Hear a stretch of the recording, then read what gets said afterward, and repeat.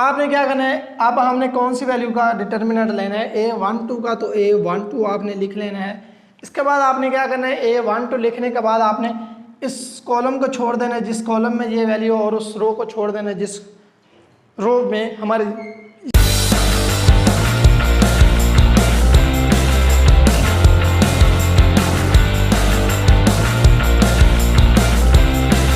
औज़ुबिल्लाहिमिनश्शैतानिर्रजीम बिस्मिल्लाहिर्रहमानिर्रहीम। अस्सलाम वालेकुम डियर स्टूडेंट्स, मेरा नाम है मोहम्मद मोहसिन इकबाल और मैं आप सबको अपने चैनल टेक्निकल भुट्टा पे खुशामदीद कहता हूँ। लास्ट लेक्चर में हमने 11th क्लास मैथ एक्सरसाइज 3.2 के रिलेटेड कुछ क्वेश्चन 3 बाकी थे वो हमने किए थे। इसके बाद आज है हमारे पास नई एक्सरसाइज और इसमें हम एक नई चीज़ सीखेंगे। उसके बाद आप इसको बहुत ही आसानी तरीके से सोल्व करेंगे। आज जो हम चीज़ सीखेंगे वो है जी डिटर्मिनेंट तो आपने सीखा है। अगर हमारे पास 2/2 ऑर्डर हो, लेट करते हैं कोई भी हमारे पास मैट्रिक्स गिवन है, उसका ऑर्डर है 2/2, तो आपने उसका क्या किया हुआ है, ले जी ए है, बी, सी और डी। अगर हमारे पास कोई भी 2 क्रॉस 2 है, इसका अगर आप डिटर्मिनेंट लेते हैं तो आपको आता है, तो आप लिखें। क्या करते हैं, हम मेन डायग्राम को आपस में मल्टीप्लाई करके माइनस लगा के जो हमारे पास सेकेंडरी डायग्राम है उसको आपस में मल्टीप्लाई करते हैं, तो ये हमारे पास होता है जी डिटर्मिनेंट। ये किसका होता है जी, 2 क्रॉस 2 का। तो जो आज हम सीखेंगे वो है जी 3 क्रॉस 3 या 4 क्रॉस 4, जो इससे हायर लेवल का डिटर्मिनेंट है वो हम कैसे फाइंड करेंगे वो आज हम सीखेंगे। ले जी, तो उसके लिए हम सबसे पहले क्या करते हैं जी, लेट करते हैं। हमारे पास कोई भी मैट्रिक्स गिवन है तो उसको हम लिखते हैं जी ए से। अगर आपके पास कोई भी मैट्रिक्स गिवन है तो आप इसको लिख लें, आप ए से लिख लें, बी से या सी से। मैं सी से नोट कर रहा हूँ।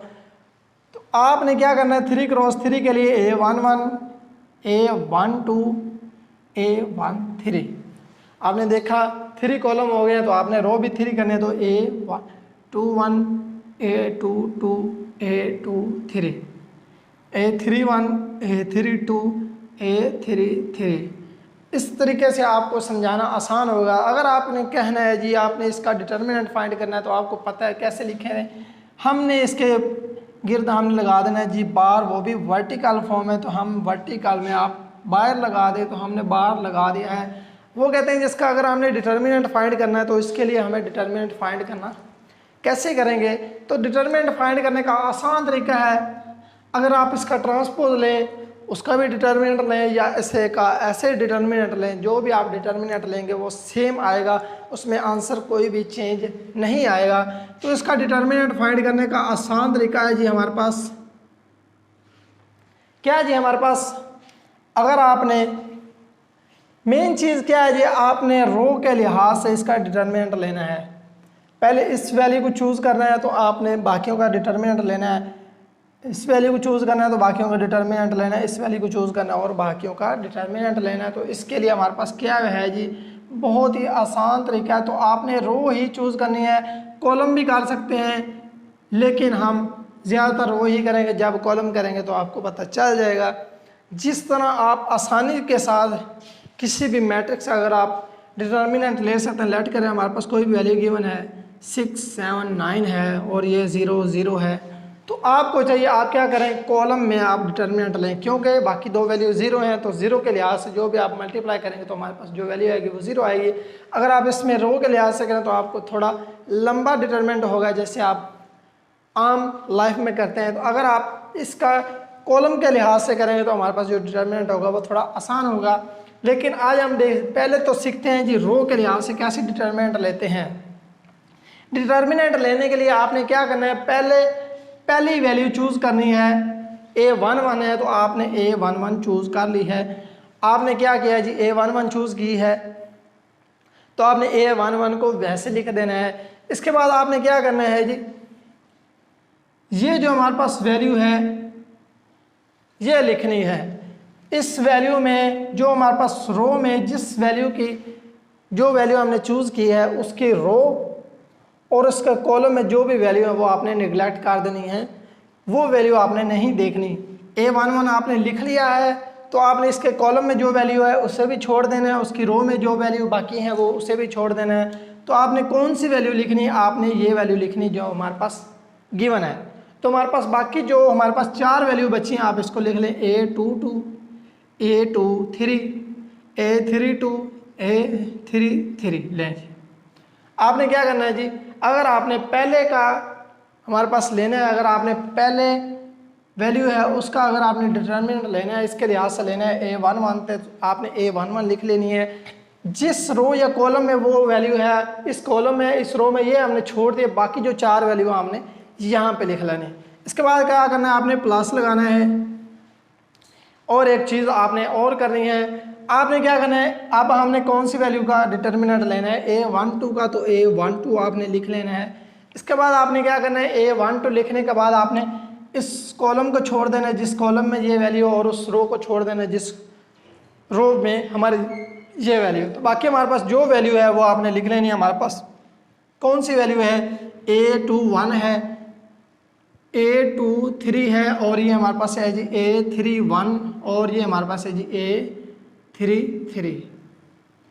लें जी, ये आपने वैल्यू लिख लेनी है। इसके बाद हमारे पास लास्ट एक रहेगी, तो अगर आपने इसका भी डिटर्मिनेंट लेना तो प्लस लगा के A13 लगाना है, और इस कॉलम में जो वैल्यू और इस रो में जो वैल्यू है उनको छोड़ के जो बाकी हमारे पास 4 वैल्यू है उसमें आपने लिखना है A21 है तो A21, A22 हमारे पास आ गई, A31 आ गई A3, A31 A32। लें जी, ये हमारे पास आए हैं जी वैल्यू। इसका 3/3 का आसान तरीके से अगर आप डिटर्मिनेंट लेते हैं तो ऐसे लेते हैं, अगर आपने पहले का लेना है तो पहला वैसे लिख लेना है, और उसके रो में और उसके कॉलम में जो वैल्यू आती है उसको निगलेक्ट करके बाकी जो 4 वैल्यू आपने यहाँ पे लिख लेनी है। इसके बाद अगर आपने सेकंड का डिटर्मिनेंट लेना है तो सेकंड में जिस रो में वो वैल्यू और जिस कॉलम में वो वैल्यू उनको छोड़ देना है, या आपने क्या करना है उस पर हाथ भी रख सकते हैं, या फिर आपने उसको निगलेक्ट करना है, और हमारे पास जो वैल्यू है बाकी जो हमारे पास 4 वैल्यू बचती हैं वो आपने लिख लेनी है। इसके बाद अगर आपने A13 का करना है, लास्ट है, इसके कॉलम में जो वैल्यू और इसके रो में जो वैल्यू उनको निगलेक्ट करके जो हमारे पास रिक्वायर्ड 4 बाकी बचते हैं वो आपने यहाँ पे लिख लेने हैं।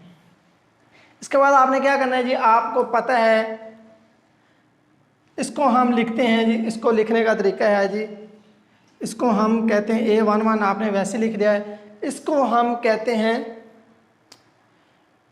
इसको हम एक नाम देते हैं, इसको हम कहते हैं जी कोफैक्टर ऑफ एन एलिमेंट। ये हमारे पास क्या है जी, कोफैक्टर है। तो कोफैक्टर को लिखने का आसान तरीका हमारे पास क्या है जी, कोफैक्टर को आप लिखते हैं AIJ से। आई मतलब कौन सा एलिमेंट है, यहाँ पे आई हमारे पास रो है और जे हमारे पास कॉलम है। अगर हमारे पास 1 1 है तो आप यहाँ पे 1 1 लिख दें। इस टोटल को लिखने का क्या है जी, A11। इसके बाद अगर हमारे पास प्लस A12 है तो इसको आप लिख सकते हैं A12, प्लस A13 है तो इसको आप लिख सकते हैं A13। ये मैं आपको आसान तरीके से समझाने की कोशिश कर रहा हूँ। अब हमारे पास A क्या है, इसको हम क्या कहते हैं, तो ये हमारे पास है जी, जो हमारे पास A है इसको आप लिखते हैं A11 है, और A की वैल्यू हमारे पास होती है -1 की पावर, कौन सी पावर है, I प्लस J, मतलब A11 है, A हमारे पास क्या है जी 1 1, तो यहाँ पे पावर क्या आएगी 1 1 आएगी। और हमारे पास कौन सी एक और इसकी चीज़ होती है जो हमारे पास होता है जी M11, वो भी होता है तो है IJ, लेकिन अगर आपके पास 1 1 है तो आप इसको 1 1 बना दें। इसके बाद ये हो गया हमारे पास वैल्यू, और इसके बाद होता है जी A12 लिखने के बाद A12 की वैल्यू हमारे पास क्या है जी -1 की पावर, जैसे 1 1 है यहाँ पे क्या आएगा जी 1 + 2 आएगा। इसके बाद आपको पता है M11 है तो यहाँ पे n क्या है 1 2 है तो M12। इसके बाद आपने क्या करना है जी, प्लस A13 है तो A13 आपने लिख लेना है, और आपने इसको क्या लिखना है जी -1 की पावर 1 + 3 है तो 1 + 3 लिखेंगे, और M13 क्योंकि 1 3 है तो 1 3 1 3, ये 1 2 है तो 1 2 पावर में भी और यहाँ पे भी। अब ये हमारे पास M क्या चीज़ है, M11 M12 M13, ये जो हमारे पास वैल्यू M13 है ये हमारे पास ये वैल्यू है, M12 है ये हमारे पास ये वैल्यू है, अगर हमारे पास M11 है तो ये हमारे पास ये वैल्यू है। इस M को हम क्या कहते हैं, इस M को कहते हैं जी हम माइनर, इस M को कहते हैं जी माइनर ऑफ द डिटर्मिनेंट। ये हमारे पास क्या है जी, ये हमारे पास टोटल डिटर्मिनेंट था, इसका ये छोटा सा जो पार्ट है इसको हम क्या कहते हैं जी, इसको माइनर कहते हैं जी, और इसको M से डिनोट करते हैं। और जिसके हमारे पास A11 के लिहाज से तो M11, M12 के लिहाज से तो M12, A13 के लिहाज से तो A13 लिखते हैं। इसके बाद अगर आपके पास ये पावर है, इसको अभी आप सॉल्व करते हैं तो आप इसको सॉल्व कर सकते हैं जी। हमारे पास A11 आपने वैसे लिखा रहने देना है, 1 की पावर हमारे पास 1 + 1 2 है, तो आपको पता है पावर इवन हो तो हमारे पास जो साइन है वो चेंज होता है, तो प्लस को लिखने की ज़रूरत नहीं है। तो हमारे पास A11 M11 प्लस आपको पता है जी पावर हमारे पास इवन है, 1 + 2 इवन है, तो आपको पता है जी माइनस माइनस ही रहेगा, तो माइनस प्लस माइनस हो गया, A12 आ गया हमारे पास, और ये हमारे पास वैसे आ गया M12। इसके बाद पावर हमारे पास 1 + 3 इवन है, तो हमारे पास जो माइनस है वो चेंज हो जाएगा, प्लस हो जाएगा, तो हमारे पास प्लस वैसे आ गया A13 और M13। और आपको पता है जिसका डिटर्मिनेंट कैसे लेते हैं, इनको आपस में मल्टीप्लाई और इनको आपस में मल्टीप्लाई करके माइनस की फॉर्म में लिखना है, तो वो आपको आता है। इसके बाद हम चलते हैं जी, ये था हमारे पास डिटर्मिनेंट, और ये जो हमने वैल्यू लिखी है इसका ये फार्मूला है A11, ये Aij इज इक्वल टू -1 की पावर I + j Mij। ये हमारे पास क्या है जी, इसको हम कहते हैं जी cofactor of the element, cofactor of an element, इसको हम कोफैक्टर कहते हैं। और ये जो हमारे पास छोटा सा पार्ट है हमने डिटर्मिनेंट का फाइंड किया है, इसको हम कहते हैं जी माइनर ऑफ द एलिमेंट। इसके लिहाज से हम इसका क्वेश्चन नंबर 1 सॉल्व करते हैं। क्वेश्चन नंबर 1 में कहते हैं जी 3/3 ऑर्डर है, क्वेश्चन नंबर हमारे पास 3.3, उसका सोल्व करें, इसका डिटर्मिनेंट फाइंड करें, तो हम करते हैं 3.3 है हमारे पास, उसमें क्वेश्चन नंबर 1 है। क्वेश्चन नंबर 1 में कहते हैं जी डिटर्मिनेंट फाइंड करें। डिटर्मिनेंट हम फाइंड करते हैं जी, पहला पार्ट है जी पार्ट नंबर 1 हमारे पास, उसमें वैल्यू गिवन है 5 - 2, इसके बाद है जी -4, ले जी 5 - 2 -4, इसके बाद है 3 - 1 -3, ले जी। इसके बाद है जी हमारे पास -2 1 और 2, ले जी। जैसे मैंने आपको तरीका समझाया है वैसे ही हम इसको सोल्व करते हैं। तो हमने क्या करना है, इसका डिटर्मिनेंट फाइंड करना है। तो डिटर्मिनेंट फाइंड करने के लिए आसान तरीका है जी, पहले अगर आपने रो के लिहाज से करना है तो रो के लिहाज से आप रो के लिहाज से करेंगे, तो हमारे पास ये रो है, ये रो 1 है, तो आप इसको लिख सकते हैं 5। हमने क्या करना है जी, A11 क्या हमारे पास 5 है, तो आपने वैसे ही लिख दिया 5, आपने वैसे लिख दिया। और इसके बाद आपने क्या करना है जी, -1 की पावर हमारे पास 1 + 1, क्योंकि A11 5 है तो 1 + 1 वैसे आ गया। बाकी हमारे पास जैसे हम पहले लिखते थे, हमारे पास क्या आएगा जी, इस रो में जो वैल्यू और इस कॉलम में जो वैल्यू, जिस वैल्यू को हमने चूज़ किया है वो हमने निगलेक्ट कर देनी है, बाकी 4 वैल्यू हमने लिखनी नहीं है। क्या है, -1 है, -3 है, 1 है और ये 2 है। लें जी 5 के लिहाज से ये हमारे पास वैल्यू आई है -1 पावर 1 + 1, और इसको निगलेक्ट करके हमारे पास जो वैल्यू है ये आई। इसके बाद हमने करना है जी -2 है तो -2 लगा दिया। इसके बाद हमने -1 की पावर 1 + 2, क्योंकि A12 है तो 1 2। इसके बाद आपने क्या करना है जी, जैसे आपने इसको लिखा है तो इसको भी लिखना है। तो हमारे पास कौन सी वैल्यू है जी, -2 है, इस रो में जो वैल्यू और इस कॉलम में जो वैल्यू इनको निगलेक्ट करना है, और बाकी जो 4 वैल्यू, ये 2 वैल्यू और ये 2 वैल्यू आपने इसको लिख देना है। तो 3 -3 -2 और ये 2 लेंथ। अब हमारे पास लास्ट बची है जी -4 आपने वैसे लिख देने, -1 की पावर 1 + 3, क्योंकि लास्ट है, रो 1 है कॉलम 3 है, तो 1 + 3 आपने लगा दिया। इसके बाद आपने क्या करना है, इस रो में जो वैल्यू और इस कॉलम में जो वैल्यू इनको निगलेक्ट करना है, और आपने के पास जो 4 वैल्यू बची है आपने इसको यहाँ पे लिख देना है। तो हमारे पास क्या बचा है, ये 3 1 -1 -2 और ये 1 लें जी, ये हमारे पास है जी रिक्वायर्ड। आप इसको लिख सकते हैं 5 वैसे ही।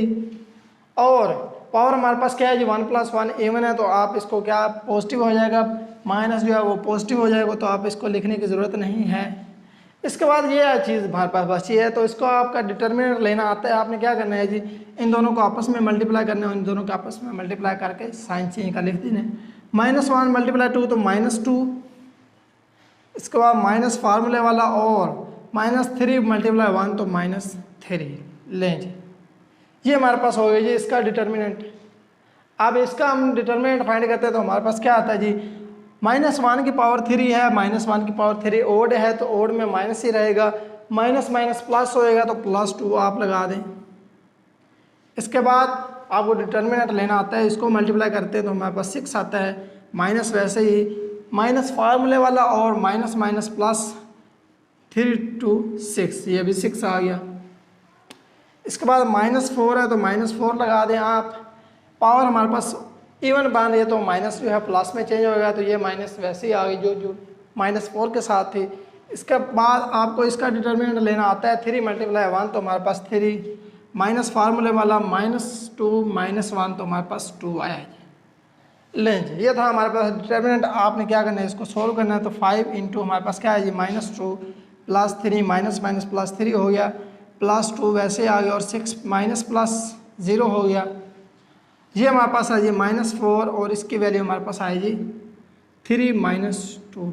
लें जी, 5 × आया जी हमारे पास -2 + 3 तो हमारे पास 1 आया, +2 × 0 0 आया, तो -4 मल्टीप्लाई क्या है जी हमारे पास 3 - 2 है तो हमारे पास 1 आया, तो हमारे पास क्या वैल्यू है 5 - 4, तो हमारे पास आंसर आया जी 1। ये हमारे पास क्या है, ये इसका डिटर्मिनेंट आया है।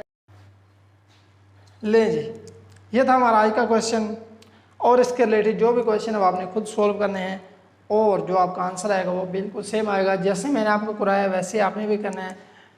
तो ये था हमारा आज का लेक्चर। उम्मीद है आपने डिटर्मिनेंट 3/3 का कैसे फाइंड करते हैं, कल भी हम दोबारा इस लेक्चर को सॉल्व करेंगे।